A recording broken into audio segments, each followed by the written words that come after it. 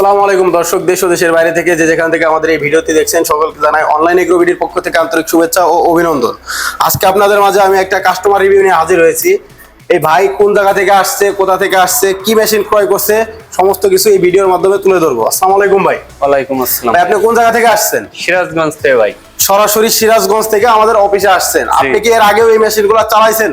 জি, একটা চালাইছি। আগে চালাইছেন কি আপডেট মডেলগুলো নাকি আগের ভার্সনগুলো? না, আগের ভার্সনগুলো। আগের ভার্সনগুলো চালানোর পরে আপনি অবশ্যই মেশিনটা ভালো পাইছেন। জি জি। আর সেই ক্ষেত্রে নিছেন। আগেরটার সার্ভিস দিত কেমন ভাই? আগেরটার সার্ভিস দিত মোটামুটি ভালোই দিত আর কি। তো আগের ওল্ড মডেলে কিন্তু 3 থেকে 4 মণ আসতো। আগের ওল্ড মডেল হচ্ছিল এই মেশিনগুলা।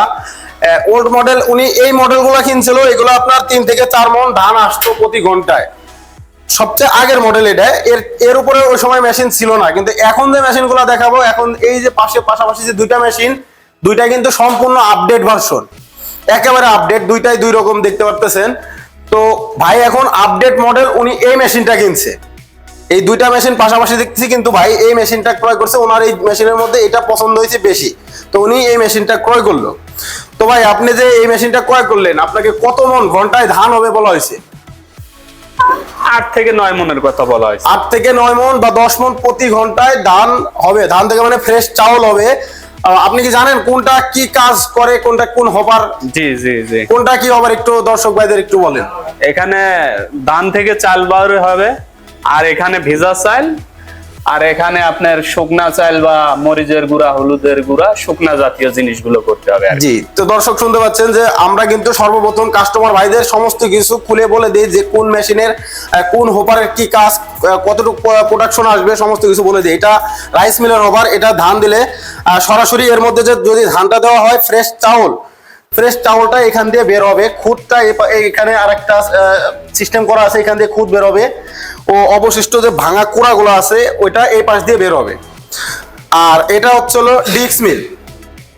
এটা হচ্ছিল ডিক্স মিল ক্রাশিং মেশিন। মানে এর মধ্যে আপনারা ভিজা চাউল দিলে পরে সরাসরি যে আটার যে গুঁড়িগুলো হয় বা যে সুজি বা গরুর দানাদার খাদ্য, সমস্ত কিছু এই মেশিন দিয়ে এটা দিয়ে করতে পারবেন। ও হলুদ ও মরিচের যে গুঁড়াগুলা, হলুদ মরিচ গুঁড়া যদি করতে চান অবশ্যই এই আপডেটটা নিতে হবে।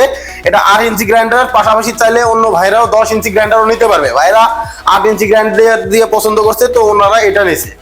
তো এর মধ্যে হলুদ মরিচ যে কোনো কিছু পাউডার করতে চাইলে অবশ্যই এই মেশিনটাই করতে হবে।